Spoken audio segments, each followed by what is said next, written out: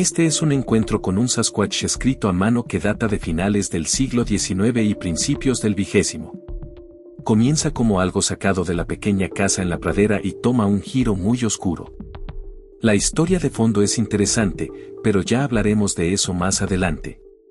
Por ahora, voy a retomar esto y les leeré este encuentro con un Sasquatch de hace 100 años.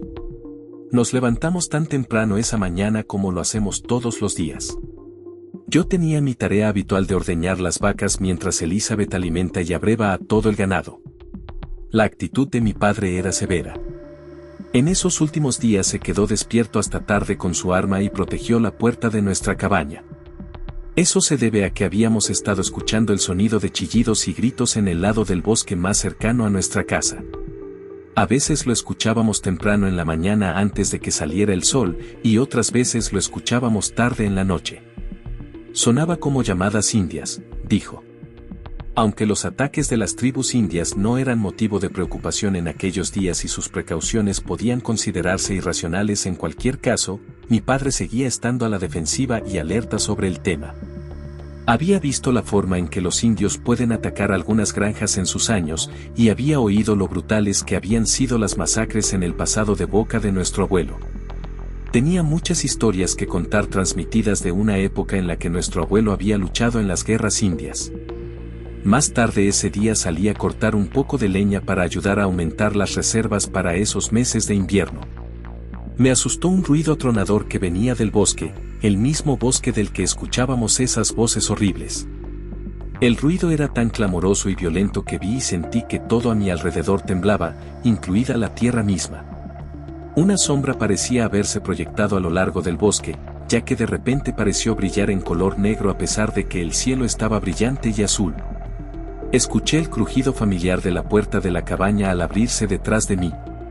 Miré por encima del hombro y vi que mi madre mostraba la misma confusión y miedo mientras miraba a su alrededor con angustia, preguntándose qué podría haber causado el ruido inesperado. Dejé el hacha y caminé rápidamente hacia ella en respuesta a su gesto de que me acercara.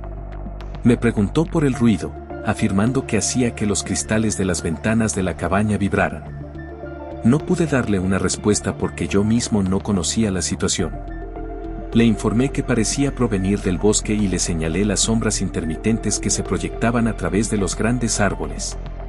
Su expresión pronto se volvió aún más asustada y se sobresaltó de nuevo en el interior. Mientras la seguía, tomó la Biblia familiar y comenzó a orar y leer en voz alta ciertos versículos. Elizabeth y yo observamos en silencio y, en unos momentos, mi padre entró desde los establos, maldiciendo y hablando de cómo los supuestos indios de los bosques cercanos habían estado invocando el mal. Esa fue su explicación para todos los sonidos atronadores, y eso nos petrificó a todos, por decirlo menos. Español Padre nos ordenó que nos quedáramos dentro de casa el resto del día, y ciertamente no tuvo que pedírnoslo 2 veces. Aunque parecía que dentro de casa era más seguro, no alivió la sensación de miedo que se cernió sobre nosotros durante toda esa noche, especialmente cuando el aullido vocal comenzó de nuevo justo al anochecer. Cuando llegó el día siguiente, tenía miedo de salir a hacer las tareas domésticas. Tardé como la melaza en ponerme las botas y el abrigo porque estaba agobiado por la preocupación y mi cabeza estaba llena de muchas preguntas que empezaban con ¿qué pasaría si? Después de un buen rato, Elizabeth y yo salimos corriendo, manteniéndonos cerca del lado de padre. Todo iba bien y con normalidad hasta que escuchamos un canto bajo que provenía de los árboles. Era el tipo de canción más infernal que jamás había llegado a mis oídos. Parecía un graznido quejumbroso y miserable en un idioma que ninguno de nosotros podía entender. Padre se quedó mirando hacia los árboles de donde provenía, mientras decía a medio camino para sí mismo, así son los indios. Mientras sacudía la cabeza, Elizabeth señaló los grandes árboles de hoja perenne que se encontraban más adentro del bosque, que parecían ser empujados y tirados de un modo peculiar y antinatural. Preguntó, ¿cómo es que hacen eso? Esa pregunta era más que válida, ya que esos árboles eran de un tamaño tremendo, y se habría necesitado una gran fuerza del cielo para hacerlos doblarse y retorcerse como lo estaban en ese momento. Miramos a papá, y él mismo parecía desconcertado y confundido por el fenómeno. Todos nos quedamos mirando y escuchando por un momento antes de que nos dijeran que termináramos nuestras tareas y que nos dirigiéramos adentro para desayunar.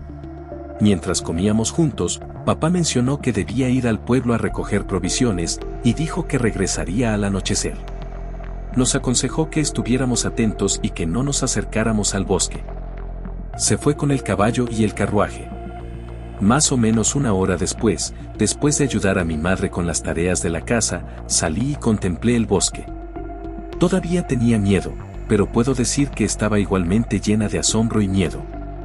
Quería saber cómo eran y, mientras miraba hacia el bosque, esperaba poder echar un vistazo. Pero desde allí no vi nada. Y me encontré avanzando lentamente hacia los árboles. Cada vez más cerca.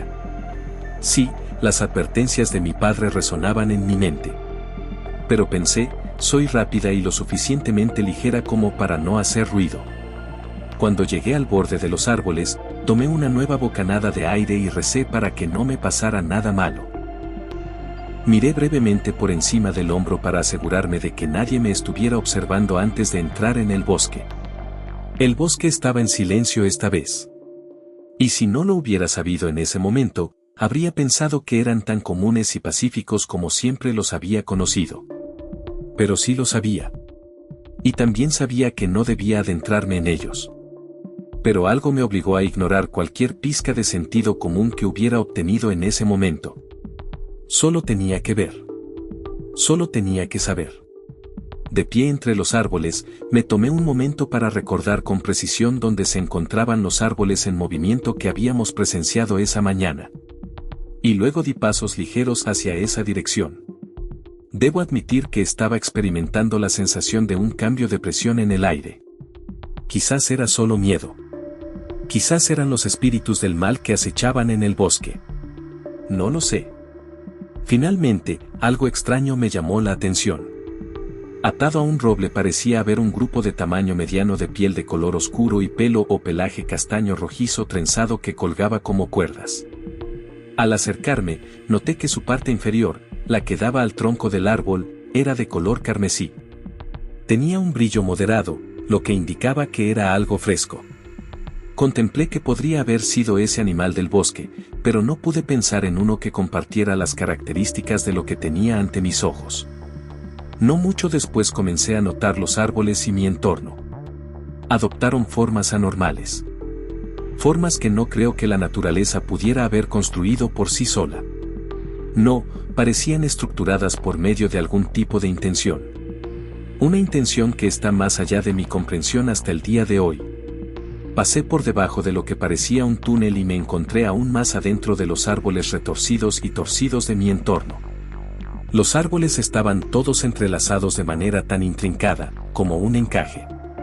Entonces llegué a un punto en el bosque donde parecía haber sido despejado, en cuyo centro había una región de tierra que estaba carbonizada como si fuera el lugar designado para un fuego. Grandes rocas estaban colocadas en forma circular y adornadas con plumas y fragmentos de huesos. En ese mismo momento comencé a sentirme muy perturbado. Y me di cuenta de que las posibilidades de ser atrapado aumentaban momento a momento. Y que no habría ninguna garantía de que me salvaran la vida si lo hacían. Decidí que debía encontrar la manera de salir de allí. Resultó que mi curiosidad no era tan fuerte como mi voluntad de vivir. Tenía la certeza de que había entrado a través de una especie de impresión de un túnel. Pero me encontré con una gran confusión cuando vi que había múltiples estructuras de túneles de formas similares y que no tenía idea de por cuál había entrado. En ese momento me sentí como el más tonto. ¿Cómo pude no haber prestado más atención a mi dirección? Pronto recordé que había entrado por el que tenía un mechón de piel. Así que los recorrí todos, tratando de encontrar el exacto con la piel oscura y el cabello castaño rojizo pegado a un roble. Mientras buscaba frenéticamente cada uno, ocurrió lo peor que podía imaginar en ese preciso instante. El sonido de pasos rompió el silencio. Eran fuertes y parecían ser los pasos no de un solo individuo, sino de muchos. Se acercaban cada vez más y la tierra empezó a temblar como el día anterior. Sentí que mi corazón se detenía y el pánico se apoderaba de mi cuerpo.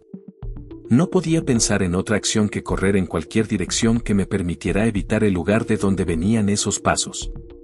Llegó un punto en el que parecían venir de todas las direcciones y sentí que no tenía otra opción que encontrar un lugar donde esconderme.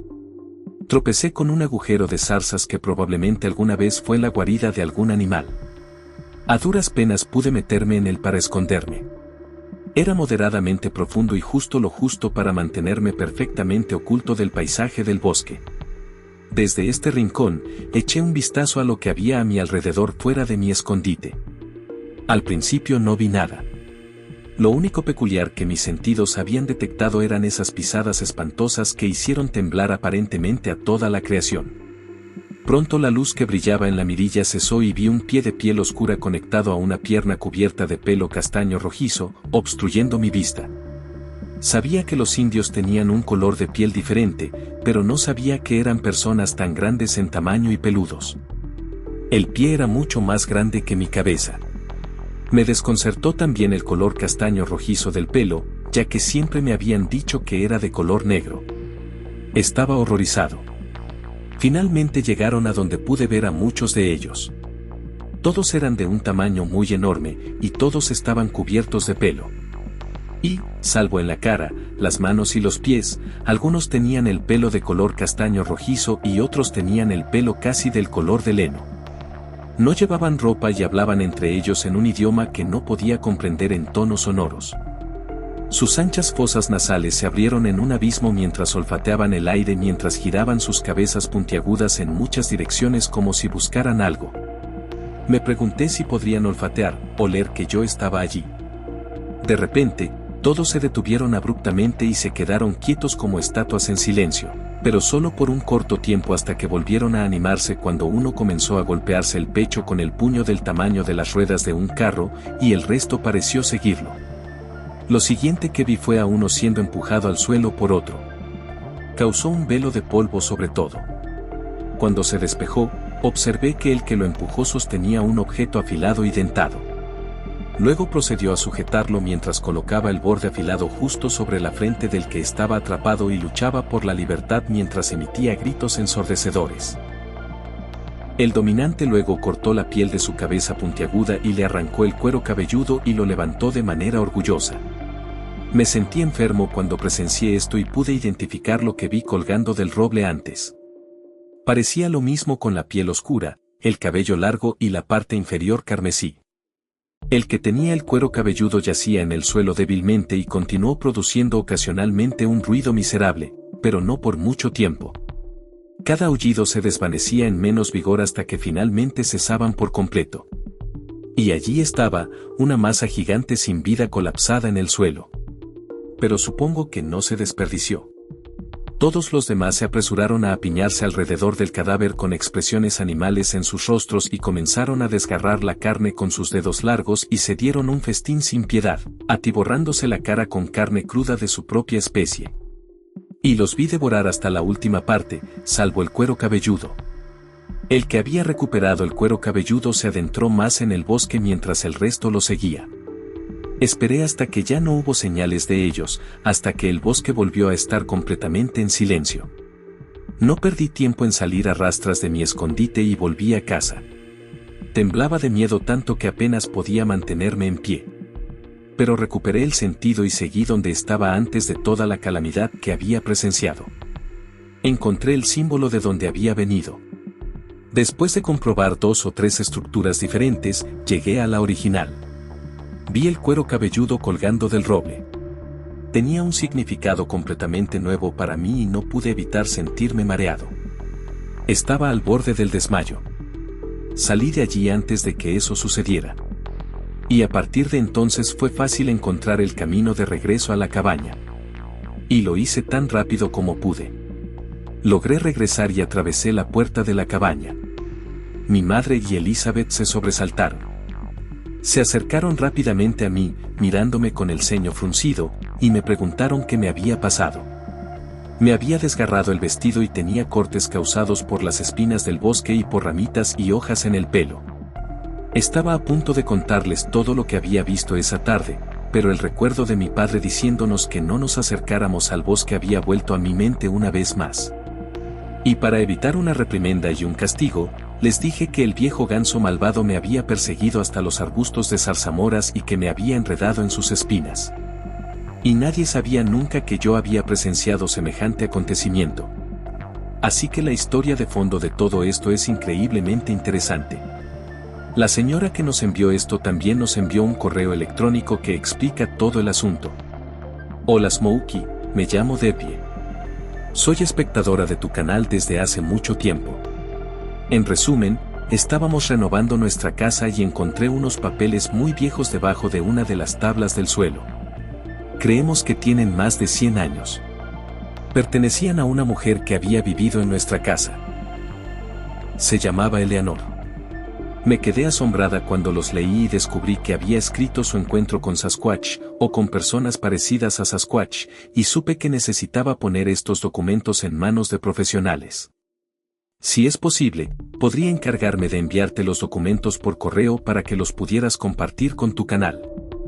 Creo que esta mujer merece que su encuentro sea compartido tanto como cualquier otra persona, a pesar de que murió hace mucho tiempo.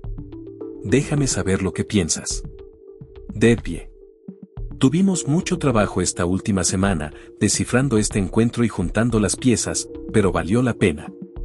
Así que, Debbie, apreciamos que seas un miembro tan maravilloso de nuestra comunidad aquí en Smokey Sasquatch.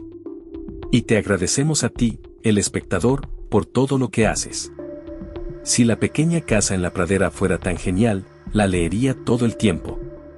Pueden hacer una nueva serie llamada La pequeña Squatch en la pradera.